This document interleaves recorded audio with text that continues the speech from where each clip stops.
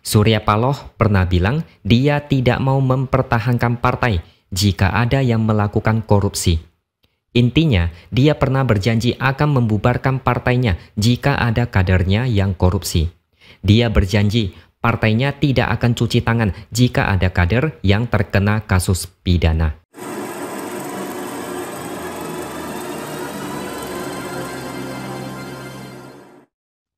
Halo, bertemu lagi dengan saya X Hardy di Opini Seward.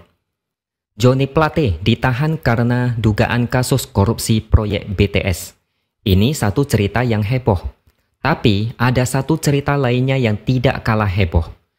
Dalam acara pembekalan caleg Nasdem pada Juni 2015 lalu, Surya Paloh pernah bilang dia tidak mau mempertahankan partai jika ada yang melakukan korupsi. Intinya, dia pernah berjanji akan membubarkan partainya jika ada kadernya yang korupsi. Dia berjanji partainya tidak akan cuci tangan jika ada kader yang terkena kasus pidana. Tapi saat ini ada satu sekjen Nasdem yang ditahan karena dugaan kasus korupsi. Orang-orang mulai menyindir Surya Paloh soal janji ini. Dia juga ditanya apakah akan tetap memegang janjinya. Jadi, saya baca-baca di media, ternyata dia ikut buka suara soal janji akan membubarkan partai jika ada kader yang korupsi. Surya Paloh enggak menjawab secara gamblang apakah Nasdem akan dibubarkan atau tidak. Dia mengingatkan agar semua pihak enggak melihat keburukan partai Nasdem saja. Dia juga bilang pihaknya enggak bisa menjamin soal tingkah laku kadernya.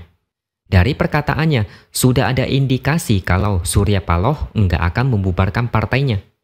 Terlalu lucu kalau sampai Nasdem bubar. Yang namanya politik, pura-pura lupa dengan statement masa lalu sudah jadi hal yang biasa. Inilah yang dinamakan pencitraan demi terlihat keren di mata masyarakat. Partai manapun pasti ada kadernya yang melenceng dan terlibat kasus korupsi. Itu sudah pemandangan biasa di negara ini. Tapi setahu saya hanya Nasdem yang berani kasih janji akan bubarkan partai kalau ada kader yang terlibat korupsi.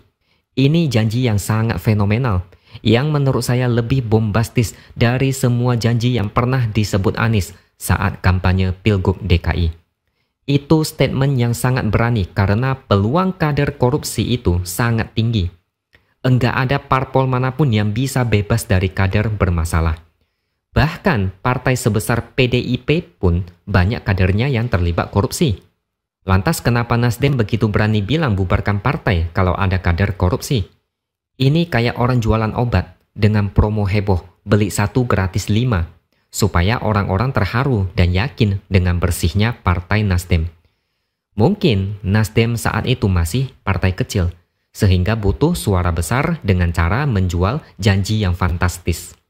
Ini mirip dengan seorang bos perusahaan yang bilang bakal bubarkan perusahaannya kalau enggak bisa mencetak laba tiap bulan.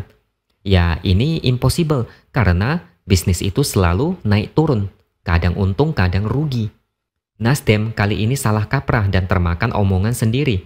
Padahal kalau tidak ada janji itu, orang-orang masih bisa memaklumi. Nasdem jadi mirip seperti Anies yang menjual janji super besar tapi tidak sanggup ditepati. Mereka lebih memilih menahan malu ketimbang melaksanakan janji karena janjinya terlampau bombastis. Kalian pasti teringat dengan seorang kakek tua yang pernah bilang akan jalan kaki dari Jakarta ke Jogja. Tapi sampai sekarang keinginan rakyat untuk menyaksikan janji itu enggak pernah terwujud. Jauh lebih mudah mendatangkan Coldplay untuk konser di Indonesia ketimbang memaksa orang itu untuk jalan kaki.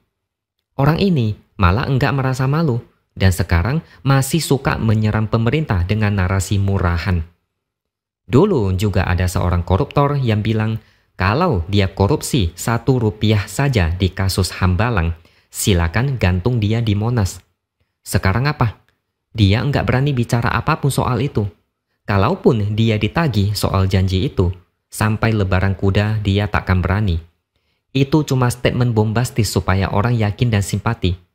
Telinga rakyat sudah bosan dengan perkataan seperti itu.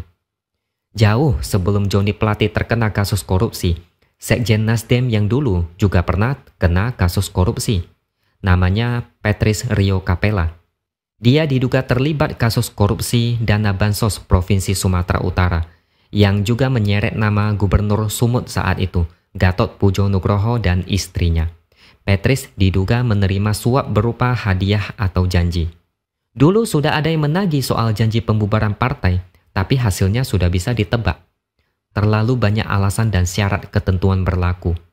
Partai akan dibubarkan kalau terjadi korupsi terstruktur dan masif oleh kadernya.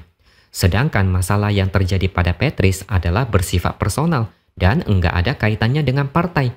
Mereka merasa enggak logis kalau hanya gara-gara satu oknum, lalu partai harus bubar. Memang benar sih yang mereka bilang, justru yang enggak logis adalah bikin janji seenaknya supaya mau cari simpati atau demi pencitraan.